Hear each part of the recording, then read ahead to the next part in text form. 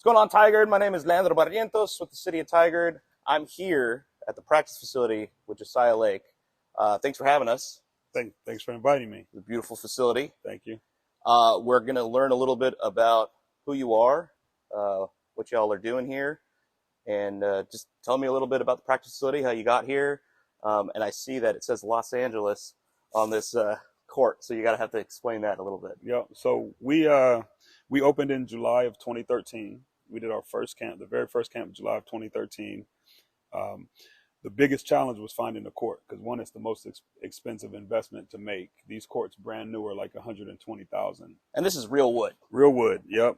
This same level of floor that the Blazers play on. The 4x8 pieces that fit together like a puzzle.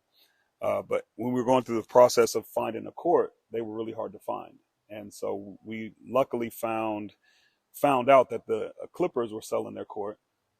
And I used to work in the Jordan brand with Chris Paul. And so he was able to put me in contact with their front office. And we were actually able to get a really, really good deal on it. It almost cost as much to ship it up from LA that it cost to buy the court. So this isn't something you just find on Craigslist. Like, hey, I'm looking for the Clippers' old basketball court. Right. No. It's a network. There's usually some brokers that'll sell courts, and they'll obviously, mark up the price so they can make a little money. But I was able to get around some of that and going direct to the source. So this is a professional grade NBA court. Yes. That you had shipped up here. Yep. And this was originally at the Staples Center, or? Yeah, it was in the Staples Center. Okay. Yep. And Clippers played on it in, I believe, when they changed over their court, their layout, because they were selling out their arenas so much with Chris Paul and Blake Griffin, and everybody wanted to go to the Clippers games all of a sudden. They got popular real quick. They got popular real quick, but they needed a new court configuration, and so this one was actually in storage for a couple of years before I contacted them to buy it. It's gorgeous. Coming in here, I felt like I was walking into a professional. I grew up near the Staples Center, so okay. I used to see the Lakers play. So I am familiar with it, with the Staples Center logo. And it was really cool because when we first opened, the Clippers were on Sports Center like every night. Yeah. Throwing Lob City was what they were called, and so it was a real cool cachet. Like anytime you'd be around town, be like, oh, you're the guys with the Clippers court. So it was good for us to start out with, for sure. So I had an icebreaker question since we're on the topic of like NBA. Okay. And the question was, throughout all of NBA history, if you could pick one player, doesn't matter what generation, what decade, one player to be either play with or be a basketball coach for you, who would you pick and why? Oh, be a coach for us too? Yeah. Personally, mine would be Michael Jordan. Okay. He was my favorite player growing up. I actually got to work in the Jordan brand for 12 years. So me and MJ got pretty close. I did a lot of stuff with him, but just the respect I have for his work ethic and his competitive fire, skill wise, I probably wouldn't even try to pick his brain much about the X's and O's of the game as I would just about his mental approach to competition. Him as a person. Yeah. Just the fire he had to compete and win. Yeah. Was next to none. And so I think, we see it a lot with the kids we work with, like that can be the difference maker between people who have similar skills, is just that mental toughness and that competitive spirit to win. And that's something you see right when you walk into the practice facility here in Tigard. Hashtag work harder. Since you're talking about mental toughness, what does that mean? Where did work harder come from? And how do you instill that into your students and your players? Yep. It's interesting because when we first started talking about the facility and kind of understanding the position we wanted to hold, we knew that the hard work was going to be the common denominator to success, and not just basketball, but anything. Mm-hmm. And, it's something that everybody who kind of helped grow this business understands inherently, because we were all athletes. We all got college degrees. So we understand, when you have goals and you want to achieve something, we all played collegiate basketball or football at some level. And we know that that doesn't happen without the work. And so what our challenge is to the kids is, imagine that you're working, now let's work harder. And let's continue to challenge ourselves and expect more of yourself, because you never know, the kid across town might be putting in more work than you. And when you guys meet, you want to be at the top of that battle.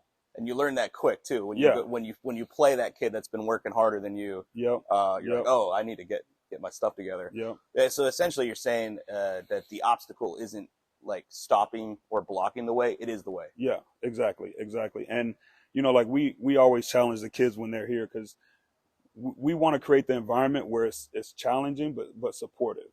And I think that's important, because we don't want to Bobby Knight kids throwing chairs and kicking, but we want them to feel a level of challenge, and then grow confidence in the ability to push through that challenge and find success on the other side. So no throwing chairs here. That's the WWE arena. Yeah, across right.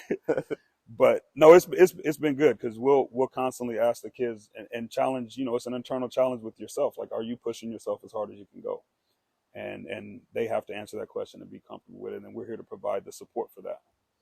And it's something that lasts longer than just the game itself. Yep. It's something that you instill in your players, that they can use that in no matter what situation they're going into. Yep. No, 1,000%. And we talk about it quite a bit, because there's not many environments as a kid where you can face the safe challenges that you can in sports. And the adversity, the emotional highs and lows of wins and losses, the disappointment of missing a shot or missing a big play. And that builds a level of mental toughness and character in kids that's hard to duplicate outside of sports. And so we feel like, we have a platform to provide some of those challenges in a supportive way, where kids can walk out feeling accomplished, but still hungry to come back and get better the next day. Absolutely. That's amazing. So why Tigard? What made you land here? So really, when I first started looking for buildings, we lived in Beaverton because I was working at Nike. And the primary focus for me was to find a building that had open space, no columns, no posts. And so this space provided that, and it creates a lot of flexibility for us to do things, side to side, going full court, going to side courts. And so when I was actually driving around one night, and I drove past this building, and I saw the garage door open, and I pulled in, and the Tigard marching band was in here practicing. It was raining out, and so it used to be an old PGE building where they did their vehicle maintenance and call center, and they had just moved out a few months What prior. song were they playing? Was it Eye of the Tiger? You know what? That's a good question. I don't remember. Oh my gosh, Eye of the Tiger. I just thought it. Eye of the Tiger. Okay, that's copywritten. Tiger. Yep. Yeah, we're keeping that royalties. One. Yeah. But no, and I've seen the location, I've seen the space, I was very intrigued, and then the next day I had my broker reach out to the landlord, and we were able to find a space in Tigard. It actually worked really good for me personally, because even when I was at Nike, I was doing a lot of training for the Tigard youth competitive teams, because I just had a passion for working with kids. And so my boss at the time, Gentry Humphrey, his son played for Tigard. And so I started out coaching as an assistant coach with him, because he was coaching that team, and just made connections. And then, one of the dads was on the board, on the Tigard competitive sports board. And he asked if I'd be interested in training some of their basketball players. And so I had a foundation and a network even before moving to Tigard, through the Tigard basketball environment. And then once we opened the doors here, it just all fell into place. That's awesome. I'm so glad that Tigard was the city that you landed in, because it's such an important resource for kids and youth, and just to instill like healthy, competitive, non-toxic, learning and challenges to the youth. So I'm glad you all are here. How big is this place? 15,500 square feet. So it is. Yeah, it's good size. And it's about the right size, because we wanted it to be small enough to still maintain some, kind of that intimate feel. Mm-hmm. We didn't want, 6 courts. One, just the overhead with 6 courts, then you're gonna have to rent to volleyball, dance, gymnastics, everything just to make ends meet. So this was big enough for us to, have like quality training, but it wasn't so big to where we couldn't stay laser focused on just basketball, which was important for me. Like, I wanted to build a culture and environment that this is everything and anything basketball. Speaking of your culture and your environment, I see Team Fly. Mm-hmm. You mentioned a nonprofit organization based off commitment, integrity, and teamwork. Yep. Can you explain a little bit what Team Fly is and what your the mission is in the community? Yep, for sure. So the practice facility is kind of our training, the training part of our business. You know, we welcome anyone and everyone who enjoys the game and wants to get better. Mm-hmm. Team Fly is our club basketball team program. So if you want to play at a competitive level, we have Lady Fly for girls. We have Junior Fly for second graders getting ready to graduate into like real basketball. We have Fly Select, which is our high school travel program. So we have a pretty diverse fly program. But what we noticed is we wanted to be able to do more than just win tournaments or win games. And so from the Fly, from Team Fly, we basically started our own nonprofit called the Fly Foundation.